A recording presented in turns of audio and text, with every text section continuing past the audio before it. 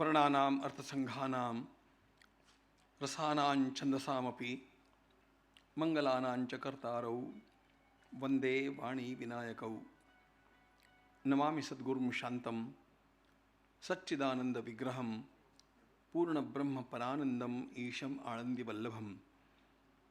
प्रपन्नपारिजाताय तोत्रवेत्रैकपाणये ज्ञानमुद्राय कृष्णाय गीतामृतदुहे नमः। माधुर्यरसकल्लोलां शिवशक्त्यैकरूपिणीम् अमृतानुभवार्थाय वंदे ज्ञानेशनन्दिनीं। यस्य वेदमयी वाणी यस्य देवमयी तनुः यस्य ब्रह्ममयी दृष्टिः स गुरुः पातु मां सदा। भाष्यं शारीरमीमांसा देवस्तु परमेश्वरः आचार्याः शंकराचार्याः सन्तु मे जन्म जन्मनि।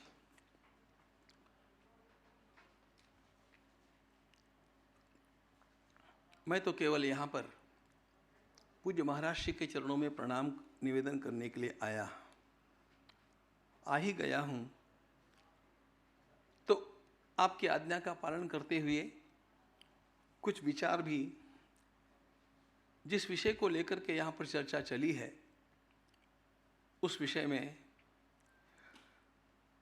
मुझे रखने चाहिए। इस आज्ञा का केवल पालन मात्र कर रहा हूँ।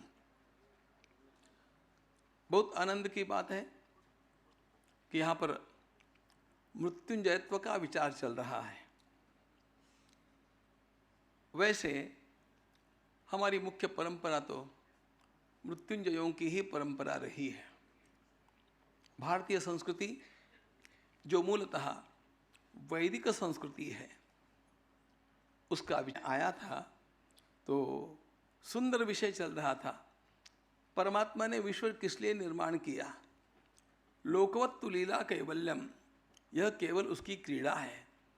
और क्रीड़ा में इस प्रकार का अवरोध निर्माण करके खेल चलते रहना, यही सृष्टि के चक्र का हम लोगों को अवलोकन करने पर तत्व की दृष्टि से ध्यान में आने वाला विषय है। हमारे इस जन्म के पश्चात कुछ बचता है कि नहीं बचता है? अस्तित्व के नायम अस्तित्व चैके, नचिकेता ने जो प्रश्न यमराज से पूछा उसमें यही तो जिज्ञासा है कि शरीर समाप्त हो गया, अब उसके पश्चात कुछ बचता है कि नहीं बचता है? बचता हो तो उसका स्वरूप क्या है? आप सब लोग जानते हैं कि चार्वाक के मत में तो इस शरीर की समाप्ति के साथ सब कुछ समाप्त हो गया, यही है। किंतु हमारे दर्शन शास्त्रकारों ने, हमारे ऋषियों ने जो चिंतन हम लोगों के सामने रखा है वह विलक्षण है।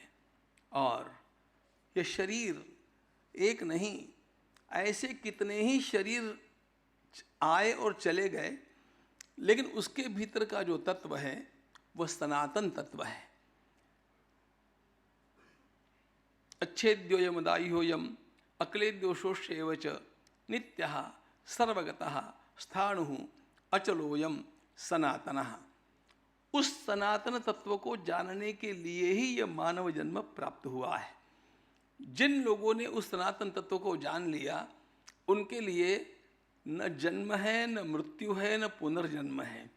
पुनर्जन्म है कि नहीं इसका विचार तो क्या, ये जन्म भी है कि नहीं इसका भी विचार करना पड़ेगा। ये मूल में हम लोगों की पारमार्थिक भूमिका है। किंतु सारी चर्चा पारमार्थिक भूमिका की तो हो नहीं सकती। व्यवहारतः जब हम इस सृष्टि को देख रहे हैं, जिसको कि हम लोगों को ग्रहण करना पड़ता है, उस सृष्टि तत्व में क्या आता है क्या जाता है इसका जो विचार किया जाता है, उसको विज्ञान की दृष्टि से देखेंगे तो मानना ही पड़ेगा ऐसी स्थिति है। विज्ञान का सिद्धांत है there is law of constant energy. शक्ति कभी भी समाप्त नहीं होती है। यह विज्ञान का मौलिक तत्व है। शक्ति का केवल रूपांतरण होता है। तो जब मृत्यु के समय में यह शरीर छूट गया तो पांच भौतिक शरीर का तो पांच भौतिक इस सृष्टि में विलय हो जाता है। पृथ्वी में पृथ्वी तत्व, जल में जल तत्व, अग्नि में अग्नि तत्व, वो समाप्त हो गया। लेकिन इस शरीर के भीतर से निकलने वाला जो तत्व है, जो चेतना है, उसका क्या होता है? उसका क्या होता है, इसका वैज्ञानिक दृष्टि से विचार करने पर यह तो कह नहीं सकते कि वह नष्ट हो जाता है, क्योंकि विज्ञान किसी भी शक्ति का नाश मानता नहीं है। भगवत गीता का मूल सिद्धांत है नासतो विद्यते भावो ना भावो विद्यते सतः। जो सत है उसका नाश नहीं, जो असत है उसका निर्माण नहीं। इसलिए विज्ञान का जो सिद्धांत है, शक्ति निरंतर समान है, उस समान शक्ति का केवल रूपांतरण होता है। तो मुख्य बात यह है कि पांच भौतिक शरीर तो पंच महाभूतों में मृत्यु के समय विलीन हो गया। उसके जो भी क्रिया की जाती है, दाह संस्कार आदि, शरीर तो उसमें नष्ट हो गया। लेकिन इस शरीर के भीतर से निकली हुई जो चेतना है, उसका क्या हुआ? उसका नाश हुआ यह माना नहीं जा सकता, विज्ञान की दृष्टि में माना नहीं जा सकता। हमारे आर्ष वाक्यों की बात छोड़ दीजिए, वो तो है ही, लेकिन विज्ञान भी ये नहीं मान सकता कि उसका नाश हो गया। तो फिर उसका क्या होगा? वह शरीर, वह जो चेतना है, इस देह के छूटते समय, इस देह को छोड़ करके जब वो निकलेगी, उस समय अंतःकरण में जिस विचार का प्राबल्य होगा, यम यम वापि स्मरन् भावम त्यजत्यन्ते कलेवरम तन्तमेवैति कौन्तेय सदा तद्भाव भावितः। यम यम वापि स्मरन् भावम त्यजत्यन्ते कलेवरम। मुख्य बात यह है कि उस समय हमारे अंतःकरण की अंतरंग स्थिति अत्यंत संवेदनशील है, और इसलिए उस समय हमारे मन के भीतर जिस वस्तु की स्मृति जागृत होगी, अपने आप उसका अगला जन्म उस प्रकार का निर्धारित हो जाएगा। वैसा ही उसका अगला जन्म होगा। जैसे भरत जी का जो चरित्र आता है श्रीमद् भागवत में, अंतकाल में ऐन रक्षा प्रसंगेन राजर्षे जन्म उच्यते। एक मृग शावक का चिंतन करने के कारण, इतनी उत्तम साधना करने के पश्चात भी भरत जी को अगला जन्म, एक छोटा समय का जन्म क्यों न हो, लेकिन मृग शावक का लेना पड़ा, क्योंकि अंतरंग में मृग शावक का विचार था। अंतरंग का विचार जिस प्रकार का होगा, उसी प्रकार अगला जन्म निर्धारित होगा। अब वो जन्म कब होगा, इसकी तो पूरी कहानी हम लोग पुराणों में पढ़ते हैं। गरुड़ पुराण का पूरा ब्यौरा उसी का है। पर जन्म होगा तो बाद में, लेकिन जन्म का निर्धारण उस समय हो जाता है कि इसका अगला जन्म कैसा होने वाला है। राष्ट्रपति का चयन हो गया, लेकिन राष्ट्रपति पद की अभी तक शपथ नहीं ली है। इस प्रकार का जो पिछला काल होता है, उसी प्रकार अगला जन्म निर्धारण हो गया। अगला जन्म होगा वह कुछ अंतराल के पश्चात होगा, लेकिन यह अगला जन्म जो होना है, यह पूर्व जन्म के अंत की जो वासना है, उस वासना के अनुरूप होना है। और इसीलिए हमारे सारे शास्त्रों ने अंतकाल की वासना उत्तम रहे, इस पर बड़ा ध्यान दिया है। भगवान सुखदेव जी ने श्रीमद् भागवत में आरंभ में ये कह दिया, अंते नारायण स्मृति ही। सारे के सारे हमारे प्रयासों का शिखर प्रयास क्या होता है कि यह शरीर छूटते समय हमें भगवान का स्मरण हो जाए। भगवान का स्मरण होने के ऊर्ध्वम गच्छन्ति सत्वस्था, मध्ये तिष्ठन्ति राजसाः, जघन्य गुण वृत्तिस्था, अधो गच्छन्ति तामसाः। अंतकालीन स्मृति जो हमारी वासना के अनुसार होने वाली है, उस पर अगला जन्म निर्भर करता है, और वह चेतना उसी आकृति को ग्रहण करके अपने कर्मों के अनुसार अगला शरीर प्राप्त करके पुनः आती है। यह उसका आना जाना यह निरंतर चालू ही रहता है, यह नष्ट होने वाला नहीं। और इसीलिए मानव जन्म का पुरुषार्थ क्या है? मानव जन्म का पुरुषार्थ यही है कि शरीर को प्राप्त करके ऐसी स्थिति को प्राप्त कर लेना कि शरीर की आवश्यकता न पड़े। ये नहीं कि शरीरे शरीरायणे सरे।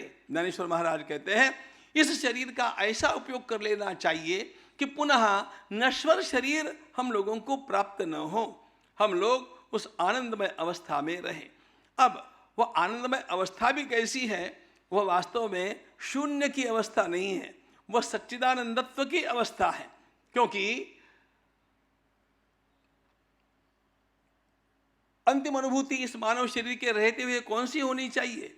सकलमिदम अहंच वासुदेवः, सकलम इदम अहंच वासुदेवः, the observed and the observer are one. यह विश्व और मैं, हम एक है, इस प्रकार की भूमिका। और वह एकत्व किस गुणधर्म का है? आनंदमयोभ्यासात आनंदाद्येव कल्विमानि। वह आनंदमय अवस्था है।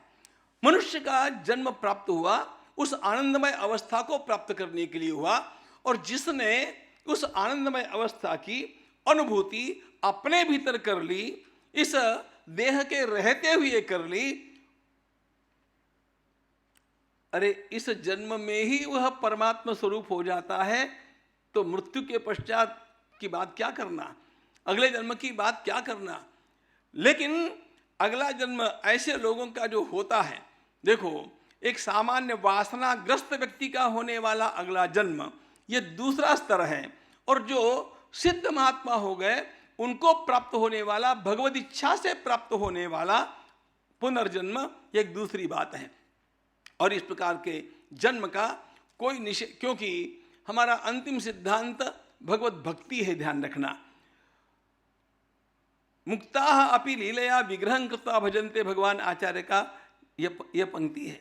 मुक्ताः अपि लीलया विग्रहं कृत्वा भजन्ते, मुख्य उस सच्चिदानंदत्व की अनुभूति लेना और लेते रहना, उस आनंद के कल्लोल में जीवन जीना, यह जीवन की सर्वोच्च अवस्था है। उस अवस्था को प्राप्त करने के लिए यह मानव जन्म है। और इसलिए साधारण मनुष्य अपने वासना का क्षय करता जाए, चित्त की शुद्धि करता जाए, और चित्त की शुद्धि करते करते उस अनुभूति पर्यंत पहुंच जाए। उस अनुभूति के पश्चात यदि जन्म मिलता भी है तो भी वह आनंदमय। अब इसका बड़ा सुंदर वर्णन भगवान आचार्य के ही अनुयायी भगवान ज्ञानेश्वर महाराज ने किया है। और वे स्वयं कहते हैं कि इसके पश्चात आने वाला जो जन्म है, वह जन्म यदि प्राप्त, जो सिद्ध पुरुषों को प्राप्त होने वाला, भगवद इच्छा से प्राप्त होने वाला जन्म है, वह जन्म केवल एक लीला मात्र खेल है, लोगों के उद्धार के लिए चलने वाला। और भगवान आचार्य जैसे लोग जो पधारते हैं, अब ये बताइए भगवान आचार्य का जन्म जन्म है कि नहीं है? वो जन्म तो है, लेकिन यह सिद्ध अवस्था, साक्षात भगवद अंश की अनुभूति होने के पश्चात के पधारने की अवस्था है। इसलिए ऐसे लोगों का जन्म भी केवल जन्म नहीं कहलाता है, वह हम लोगों के लिए उनके द्वारा लिया गया अनुग्रह शरीर कहलाता है।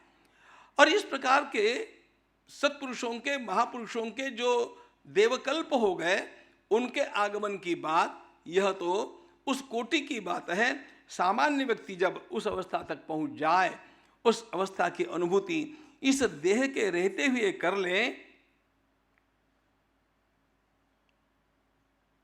उसके शरीर की सार्थकता हो गई, मानव जन्म की सार्थकता हो गई। अब इतना ही विचार राम कथा में भी आपको वही मिलेगा, गीता में भी वही मिलेगा, भगवान आचार्य जी के वाङ्मय में भी वही मिलेगा, पुराणों में भी वही मिलेगा, क्योंकि ये मूलतः श्रुति का विचार इस प्रकार का है। तो श्रुति का यह विचार, यह शरीर छूटते समय जिस प्रकार की वासना का उदय होगा, उस प्रकार का अगला जन्म होगा। लेकिन जिनके भीतर वासना रहेगी ही नहीं, वे भगवत लीन व्यक्ति पुनः पधार सकते हैं, भेजे जा सकते हैं, उनका अवतार विग्रह आ सकता है। लेकिन यह सब खेल परमात्मा खेल रहे हैं। और इसलिए जिनके लिए भगवत अनुभूति प्राप्त हो गई, उनके लिए यह सारा लीलामय संसार हो जाता है। उनके लिए न मृत्यु है, न जन्म है, न पुनर्जन्म है, लेकिन ये खेल निरंतर चलता रहता है। भगवान वेद की शरण में जाकर के, वेदांत का अध्ययन करके, भगवान आचार्य के चरणों में बैठ करके जिन लोगों ने इस प्रकार का चिंतन किया और चिंतन का अनुसंधान करते हुए अनुभूति तक जो पहुंच गए, उनके लिए जैसे भगवान के लिए सृष्टि एक लीला है, उसी प्रकार उनके लिए भी सृष्टि केवल लीला मात्र रह जाती है। लेकिन यह सब उनको प्राप्त होता है जिनके ऊपर गुरु कृपा होती है। रहु गणे तपसा नयाति न चेत जया निरूपणाद गृहाद्वा न छंदसा नैव जलाग्नि सूर्यैर बिना महत्पाद रजोभिषेकम। सदगुरु के चरण कमलों की धूलि का अभिषेक जिनके मस्तक पर हो गया, उनको इस अनुभूति की प्राप्ति होती है। और इस अनुभूति की प्राप्ति करने वाले के लिए न जगत है, न जन्म है, न मृत्यु है, न पुनर्जन्म है। लेकिन तब तक ये सारा ये निष्प्रपंच प्रपंच हम लोगों को देखना पड़ता है। सदगुरु की कृपा प्राप्त करने के लिए इस अयोध्या की भूमि में शांकर वांग्मय परिषद का जो निर्माण हुआ, वो भगवान आदि शंकराचार्य महाराज के विचार जो स्वयं लोगों की दृष्टि में केवल ज्ञान के माने गए, वे भक्ति के विचार हैं और भक्ति में ही उनकी अंतिम परिणति है। क्योंकि भक्ति केवल कांड नहीं है, उपासना कांड, कर्मकांड, उपासना कांड और ज्ञान कांड, 3 कांड तो है। भक्ति कांड नहीं है, भक्ति फलवती है, भक्ति फल स्वरूप है। स्वयं फल रूपेति ब्रह्म कुमारः, वह फल है। और इसलिए उस रसास्वाद की अवस्था की सिद्धि पर्यंत पहुँचने के लिए यह सारी साधन की प्रक्रिया है। साधन की यह प्रक्रिया जिस ढंग से भगवान आचार्य ने दी है, उस प्रकार अन्यत्र मिलना बहुत कठिन है। और हम लोग यहाँ पर अयोध्या जी में बैठ करके उसका चिंतन पूज्य स्वामी जी महाराज के चरण कमलों में कर रहे हैं। मैं तो केवल अपना चिंतन थोड़ा सा प्रस्तुत करने के लिए आया, महाराज की आज्ञा से किया। मैं वैसे तो केवल दर्शन करने के लिए आया। मृत्युंजय संस्कृति के हम आराधक हैं, मृत्युंजय संस्कृति के हम उपासक हैं। मृत्यु का हम अस्तित्व मानते नहीं हैं। हम लोग वस्तुतः उस सच्चिदानंद का अस्तित्व मानते हैं। उसके साथ एक रूपता कैसे हो जाए, इसकी प्राप्ति गुरुचरणों के आशीर्वादों से होती है। और इसीलिए भगवान आदि शंकराचार्य महाराज के वांग्मय का चिंतन करते करते मेरा विश्वास है हम लोगों के भीतर भी वो हुंकार जागृत हो सकता है, अहम ब्रह्मास्मि, सर्वम खलिदम ब्रह्म, नेह नानास्ति किंचन। केवल यह लीला स्वरूप सृष्टि हम लोगों के लिए एक उस अवस्था में अनुभूति करने के लिए और बाकी अवस्था में धर्म के माध्यम से लोकोपकार करने के लिए है। यह लीला इस प्रकार वस्तुतः हम लोगों की अनुभूति में आ जाए, ऐसी प्रार्थना भगवान श्री रामचंद्र प्रभु के चरणों में करता हूँ। कांचीपीठ के एक आचार्य बोधेंद्र सरस्वती महाराज हुए और आश्चर्य की बात है, राम नाम पर उनका जो ग्रंथ है वह सर्वोपरि ग्रंथ है मेरी दृष्टि में, जो मुझे मेरे गुरु महाराज ने प्रदान किया। मेरी भी यह दृष्टि हो गई थी कि भगवान आदि शंकराचार्य महाराज केवल जगन मिथ्यात्व तक आकर के रुक जाते हैं, लेकिन उस ग्रंथ ने मेरी दृष्टि को बदल दिया। राम नाम का और भगवान श्री राम की भक्ति का कितना बड़ा आधार हम लोगों के जीवन को मिल सकता है, ये सब जान करके मैं धन्य हुआ। भगवान आचार्य सर्वोपरि है और भगवान आचार्य का यह विज्ञान संपन्न ज्ञान हम सब लोगों के माध्यम से सबका भला करता हुआ हम लोगों के जीवन को सार्थक करेगा, ऐसा मेरा विश्वास है। थोड़े समय के लिए आया हूँ, पुनः जाकर के मुझे कथा में ही बैठना है। आप सब लोगों का दर्शन हुआ। जब मैंने सूची पढ़ी तो इतने श्रेष्ठ विद्वान यहाँ पर पधारे हैं, कैसे भी समय निकाल करके मैं नहीं जाऊँ तो मेरा अपराध होगा। ये सोच करके दर्शन के लिए आया, आपके भी और पूज्य स्वामी जी महाराज के।